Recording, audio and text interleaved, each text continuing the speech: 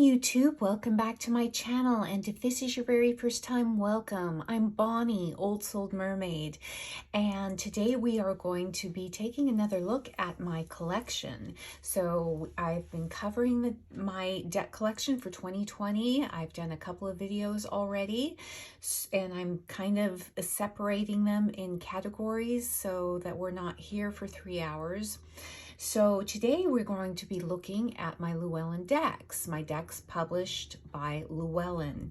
So we're going to start off right away, so we're not here forever, with The Wizard's Tarot by Barbara Moore and illustrated by, I believe it's Maggie Jensen's. And it is a wonderful, wonderful deck. I love this deck so much.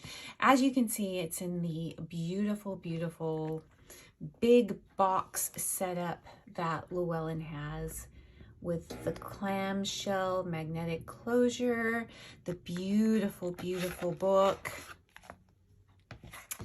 and the cards that have a lift out ribbon. So we are going to come back down. There's going to be a lot of up and down. I apologize, because the cards with LLewellyn publications are small, but the books and the boxes are big.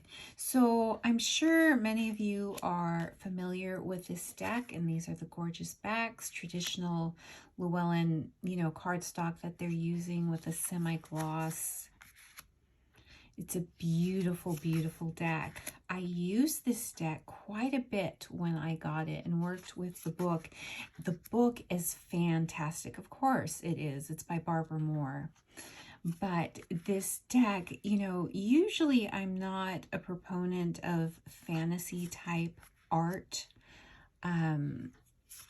Just kind of the fantasy, body beautiful. But I do make exceptions, and I have a couple of those decks, sort of. They're just kind of on the fringes of that type of artwork. I'm not a fan of Ciro Marchetti decks. There's one that I've kind of been going back and forth on, but I think they're beautiful and so well done, but I'm not a fan. And as you can tell, this deck is not very diverse. It's fantasy oriented. You kind of have to take it what it is, but boy, does it offer some wonderful, wonderful readings. And I think my favorite suit in this deck is the swords. I think I put this deck in order. Usually after I've worked with a deck for a while, I put it back in order. It's part of my cleansing. And sometimes I'm good about that, and sometimes I am not. But here we are with the swords, and I really, whoop, that was one of the swords. No, this one. This is one of my favorite death cards, but here we go with the Three of Swords. It was semi in order. No, now I see it's not. The Magician. One of my favorite Seven of Swords. Here. Get in a little bit closer. Yeah, the sword suit is my favorite in this deck, and it really stands out to me. Again, and I love this Five of Swords here. Look at the emotion in this Five of Cups. The Four of Pentacles. This deck, it's got its own take on things. It follows the RWS, but it does have its own little, it goes its own way, especially in the swords. I found reading the book and having these cards to be, they just give you that little bit extra when you read with them, another extra perspective. Even though it does follow the RWS, even though it is very white, it is a beautiful, beautiful deck. So when you go for a fantasy deck and you kind of know what it is on beforehand, I kind of give it a little leeway. Maybe I shouldn't. Maybe there should be more fantasy decks that are more diverse. If you've seen my video with my Hay House decks, the Messages of the Mermaids deck is a fantasy deck. It's all female, but it is wonderfully diverse with race and body type. And that's a fantasy deck, so I don't see why fantasy decks can't do that too. But for the most part, you know, if I know it's a fantasy deck, you know you're not going to get a lot of diversity. All right, so this is the Wizard's Tarot by Barbara Moore and Mikey Jensen's. And I highly, highly recommend this deck. The Dark Wood Tarot by Sasha Graham, and the art is by Abigail Larson, who has also done the more current Nightmare Before Christmas Tarot. And this deck has been a favorite of many in the community. I will say I did work with this deck a little bit when I first got it. And you see this beautiful, beautiful box. Beautiful, beautiful LLewellyn production. And I did edge the deck to kind of match the colors.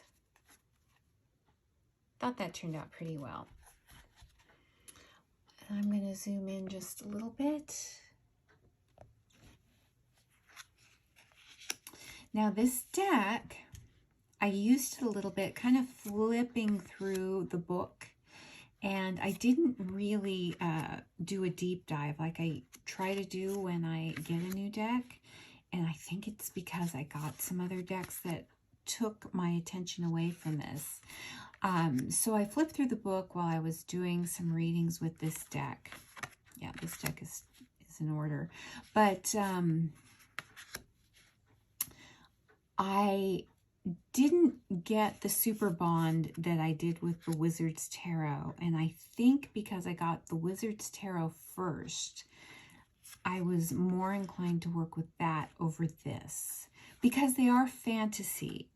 This one being more fairy tale-esque. This one, I like the journey that you follow with the female character here and the transformation. And I do like that very, very much.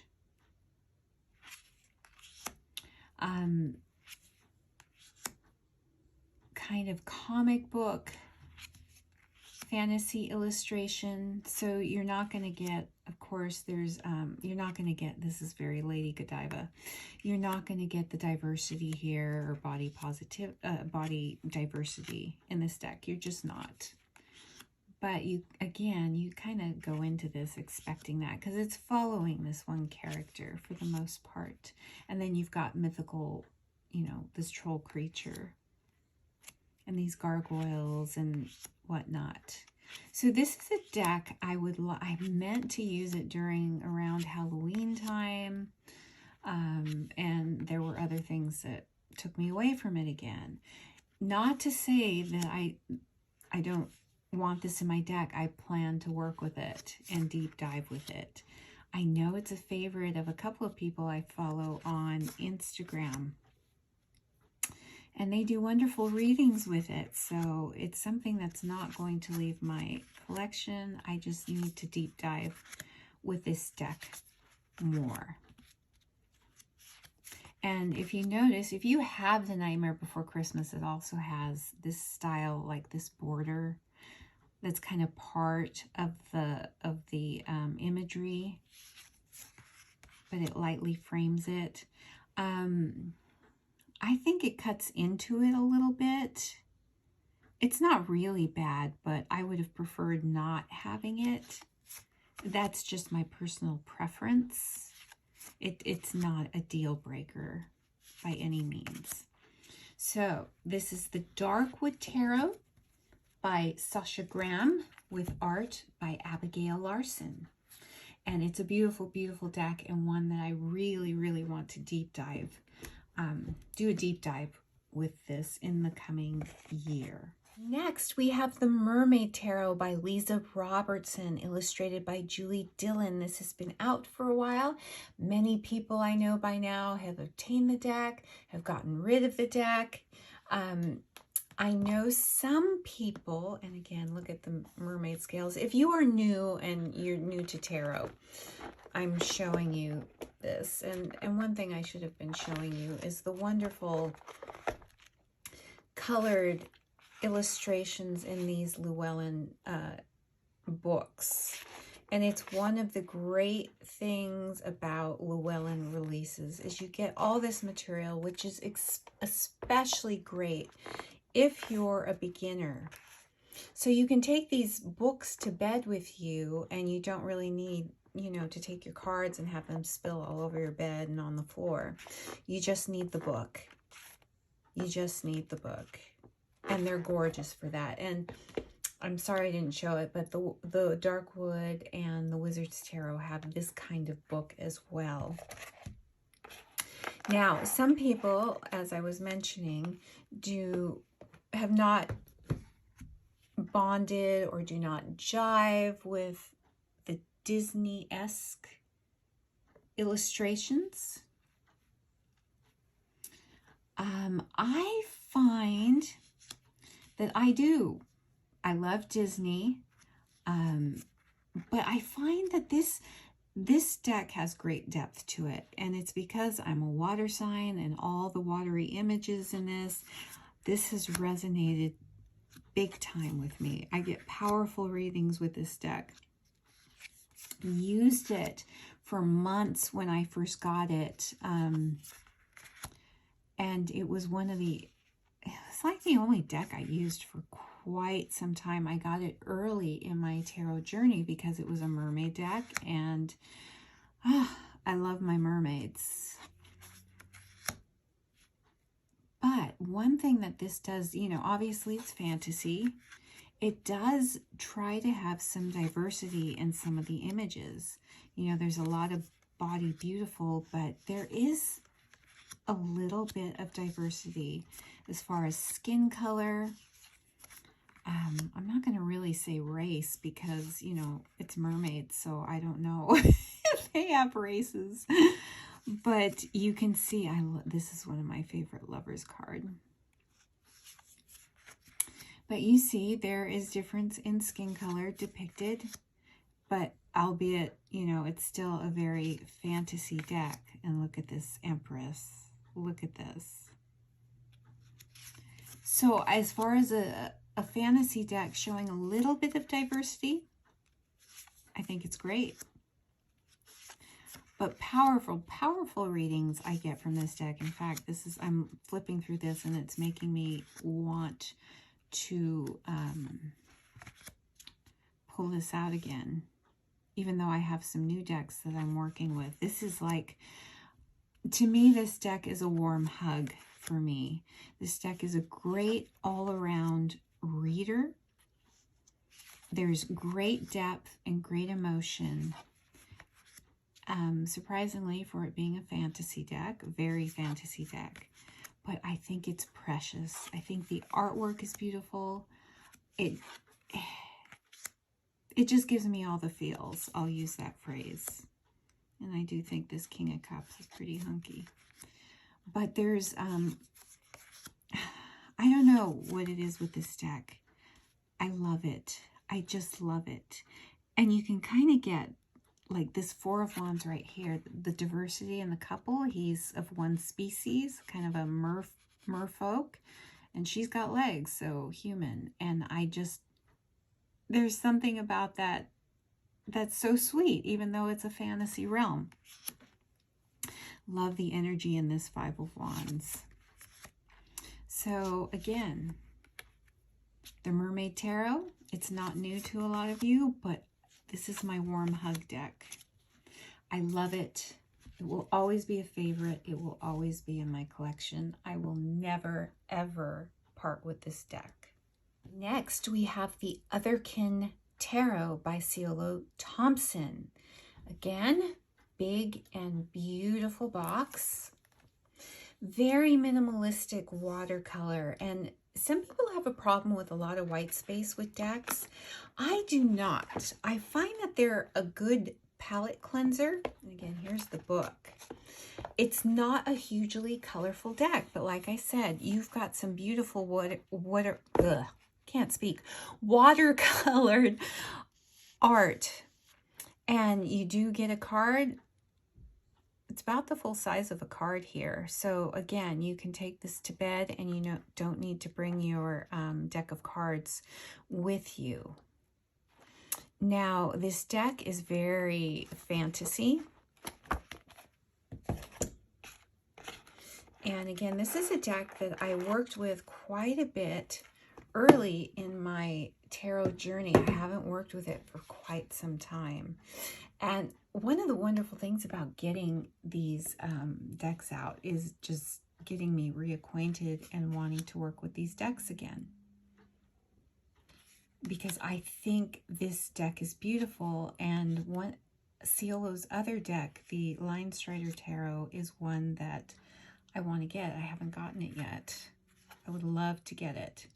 And I really love these decks with the splotches of color, how wonderfully reversible the backs are. So very fantasy. You've got animals and mer people. I love that there's several mermaids in here.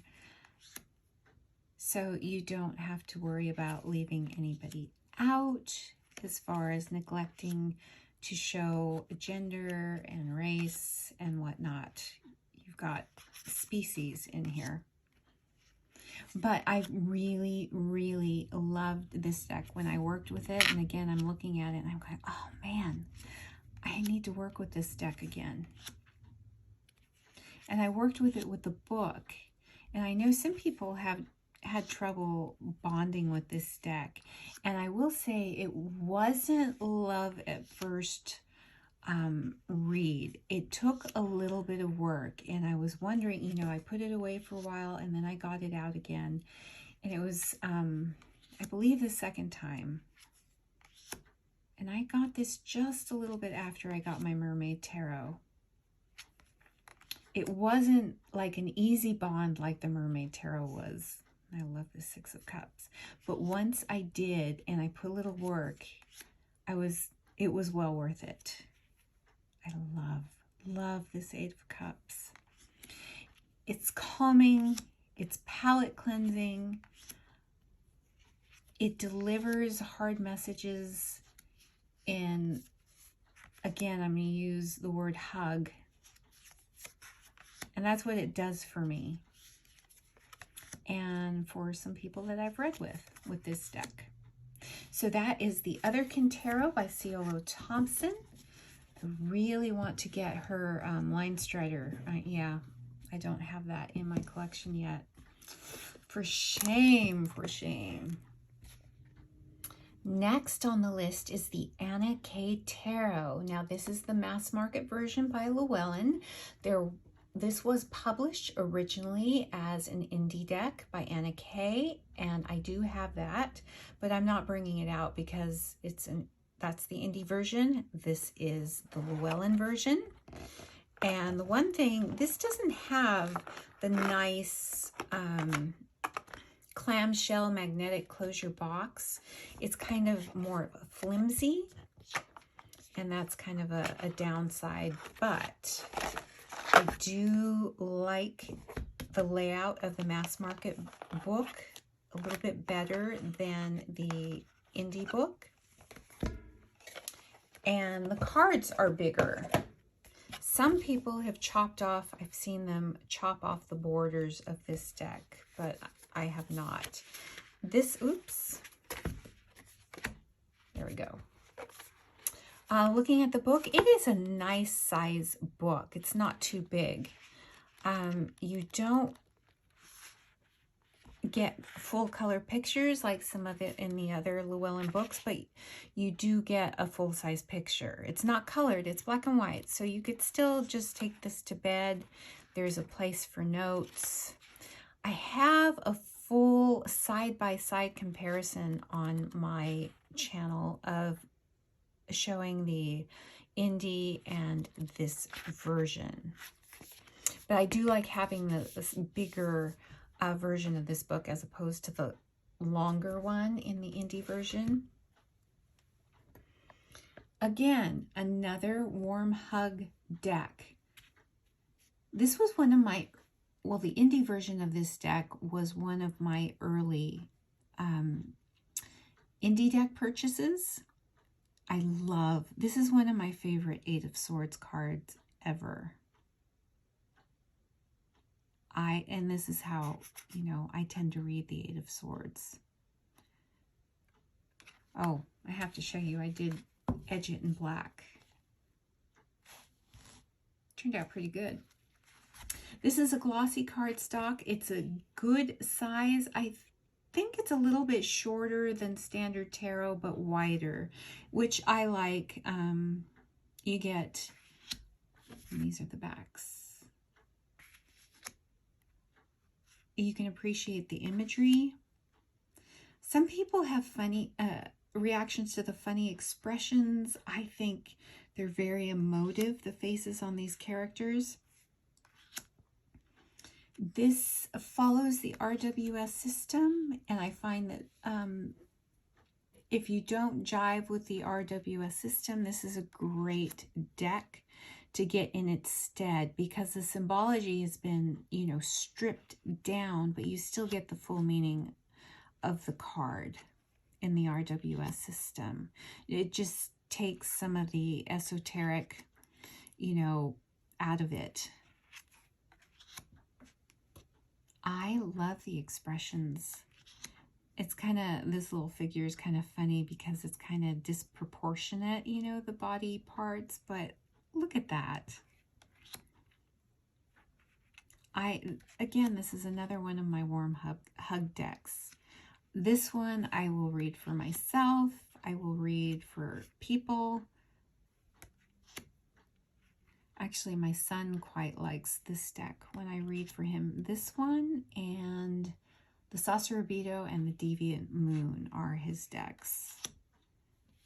When he comes home, I will read for him.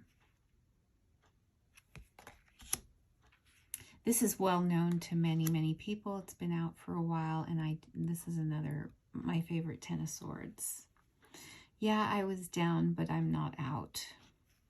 And I get up to live another day and try again.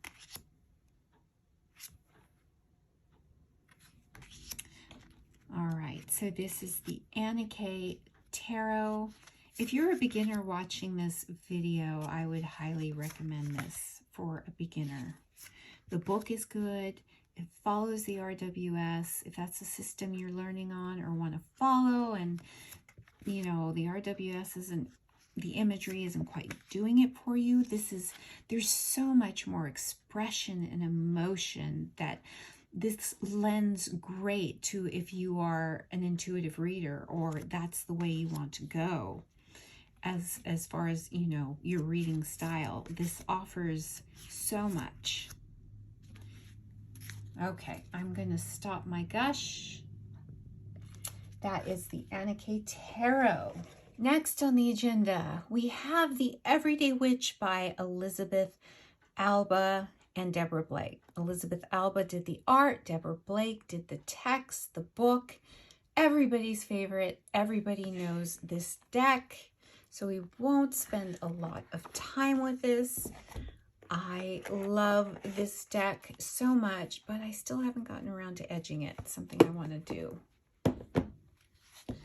I used this deck just a little while ago to finish out my readings in October. You know, the iconic backs. This is a favorite of everyone. There are some people I've seen on YouTube who have not bonded with this deck. Who was it? I can't remember who it was. I was watching their collection that they didn't like the flip-flop between some modern depictions and the medieval type clothing like this. You see the, I think it was Danny Mystic. I think it was her. But you know, everybody, different things float different people's boats. So yeah, I do see what she means, because here you got a fella in medieval guard, and then you've got this modern depiction. But it doesn't throw me off. It doesn't ruin the flow for me, but I can understand how it might with some people. This has got one of my favorite Hierophant cards ever. Great all-around reader. Again, if you are just learning and learning with the RWS, this is another one you can work with. And I think you can get everything from the RWS with this deck. You know, you don't have to, you know, switch over like some decks do kind of their own thing. This one follows closely, but with its own twist. Like the Chariot, instead of horses and a chariot, you've got the motorcycle and the sidecar. And it works. Instead of the horses, you've got the brooms. But beautiful, whimsical deck. Great for all types of readings. I love this Eight of Swords too. Eight of Swords is kind of like my card. I feel like I'm in a perpetual state of the Eight of Wands, you know. Yes. The Three of Swords. A great favorite of many people. A classic. A deck that will never, ever leave my collection.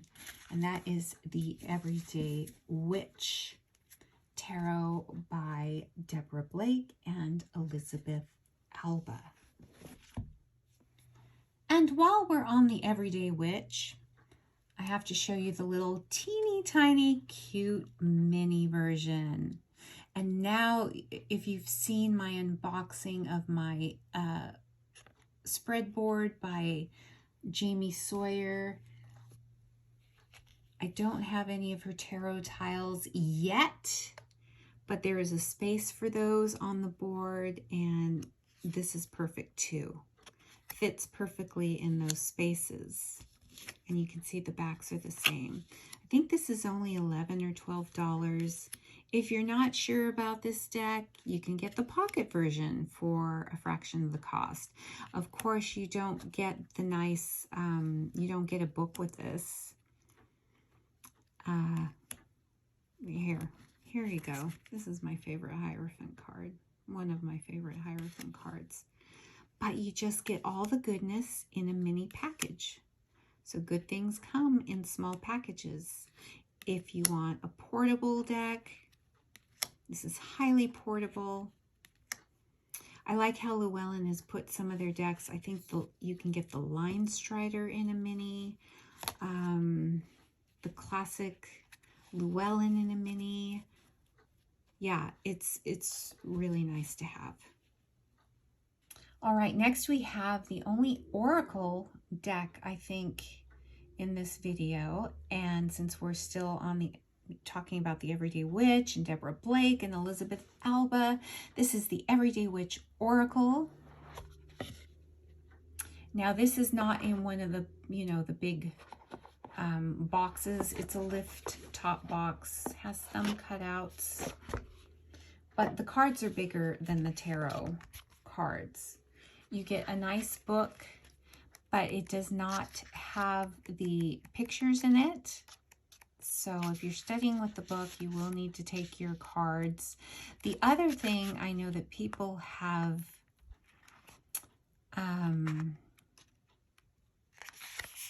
complained about is you get there is a table of contents, but the cards themselves are not numbered. And I think that's a minor complaint. But the reason why I love this Oracle, look at those backs. And it's a standard Oracle size. But the reason why I love this deck so much, is because it's wonderfully diverse. I love the messages. I love the keywords or key phrase. I think it is much more diverse than the tarot deck itself. And maybe the artist and the creator took that into account. You know, people are asking for more diversity. You know, we all want to see ourselves seen in a tarot or oracle deck.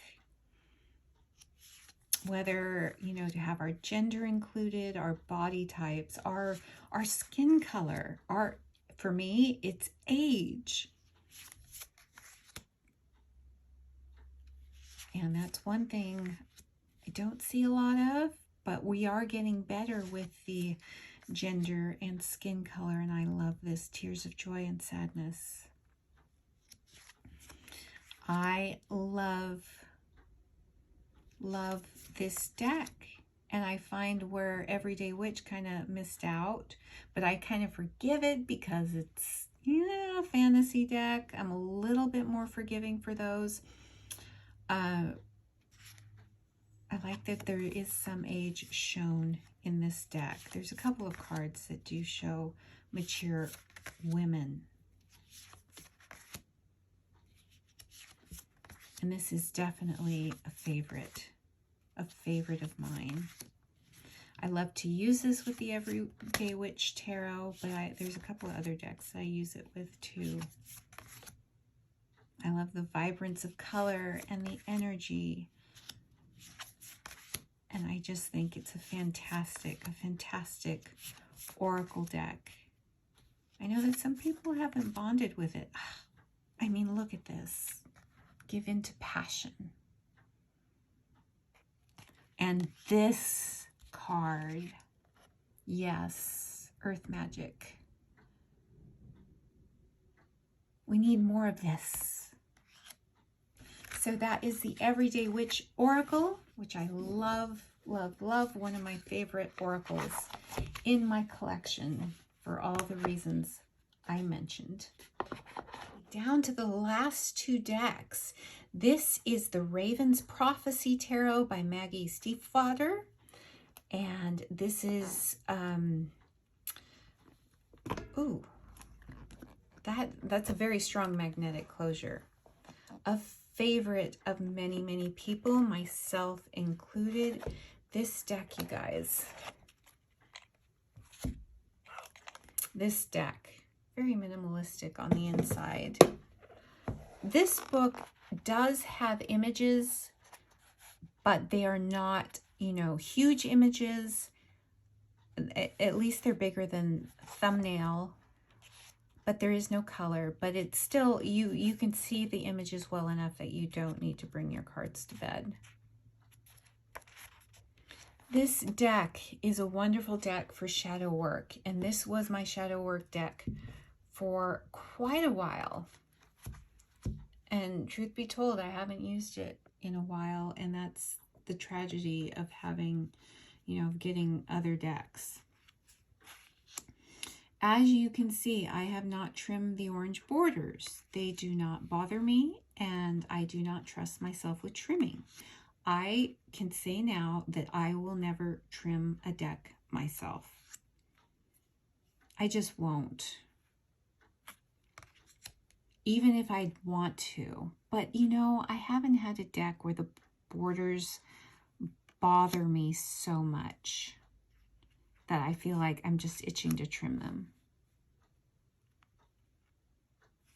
This deck is so unbelievably deep and confronting, and that's probably why I don't whip it out a whole lot. But I was working, when I got this deck, I was working with some aspects of my shadow and also some dark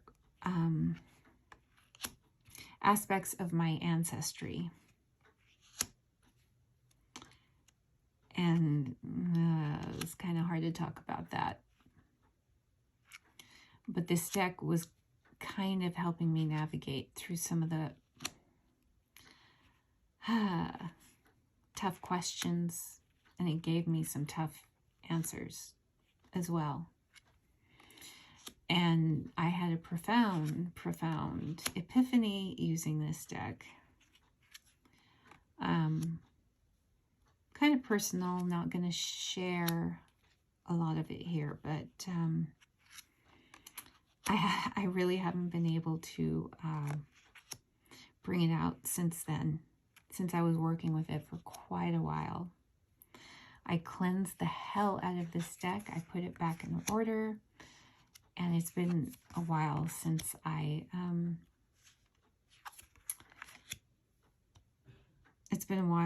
read with it. And I'm looking at this, and it's truth be told, it's giving me some flashbacks. When I am ready to deal with some other tough stuff, this is definitely a deck I will go to. I've been also, if you saw my red feather deck video, you'll also know that I have the Mermaid Tarot, but I didn't work with it as deeply. I haven't worked with it as deeply yet because I've had this deck. I kind of want to see how that deck reads when I'm doing those similar types of reading, dealing with my shadows and my ancestry. Okay. So if you want a deep deck, this is it. But be careful. Make sure that you want to hear the truth is my only warning. I haven't used this deck on any other person but myself. And I think this is just a deck that I'm going to use for me. And that's the way it's been. Yeah. So that is the Raven's Prophecy Tarot by Maggie Stiefvater. The last deck on the list of my LLewellyn decks is the Shadowscapes Tarot. Now, my set did not come in the big box. Now, I picked up the deck at a little independent bookstore in Austin, and it just came with the deck like this. It's a nice textured box, and it just comes with a little white book. But then I found the book just like this at my local half-price books. So I was able to get, you know, the LLewellyn book. I don't know exactly if this is the book that came with the set because I don't have the LLewellyn set that's available right now for this deck. Let me know if you're looking at it, if this is the book that's included with the big box set. So you can see no color, but you do get a big picture so you can study this in bed, which is something, as you can probably glean from my comments, is what I like to do. This is a beautiful, beautiful deck. I haven't read all through the book, but I've worked with the cards, and I found that I could read easily with the cards just by themselves. I did use the little white book a little bit. Let me know if you have the, in the comments below, if you have the big, you know, magnetic closure set for this deck, if these are the same backs. I want to know. And if these are the same cards. I think they are. A favorite deck of many. But again, some people have problems because of maybe eyesight, because there's a lot of intricate line work in this. And if you saw my video looking at the Paulina Tarot, I brought this deck out, and I think the Paulina Tarot has more intricate, busier line work than this does. I haven't had a problem reading with this deck. Now, this cardstock in the deck that I have is not glossy like the other decks in the big boxes, it's more matte. So let me know what the cardstock is in the big box. So this deck has been out for a while. It's a great favorite of many. Some people complain about the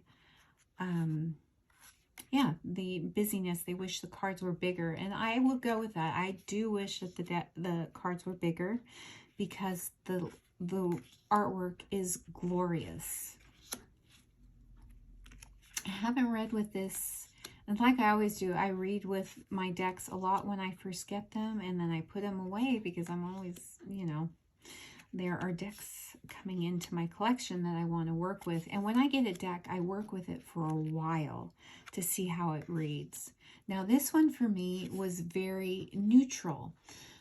Kind of like the readings I get from the Fountain Tarot. These, I would say, are my two neutral. And I will say the Fountain Tarot and this deck are my most neutral decks, I would say, as far as their readings. Not overly harsh and confronting, but they don't pussyfoot around issues either. These two come to mind, the Shadowscapes and the Fountain Tarot, as far as being my neutral decks. I may have one or two others that fit in that category, but this definitely.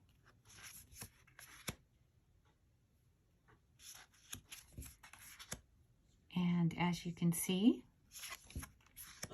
it's just gorgeous throughout. That concludes the look at my deck collection involving my LLewellyn decks. Let me know in the comments below what you think. I know many of you are familiar with the decks that I've shown. Some of them have been out for a while. Let me know if there's any on your wish list right now, and if there are any that you have in your collection. Let me know what kind of readings you're getting out of them, especially the Shadowscapes Tarot, which is like a neutral deck for me. The Otherkin Tarot, you know, do you like the mix of animals and other fantasy creatures? I've heard mixed reviews for this. I love this deck. So I always love to hear your thoughts, and I want to thank you for spending time with me and all your comments. I try to answer everyone. If I've missed a couple, I'm sorry. Sometimes the way the comments show up, you know, I know I've missed a couple, and I apologize, but all your comments are so valuable to me. So with that, I will leave you, and I will be back soon for another video. And I hope you are having the best of days. Bye for now.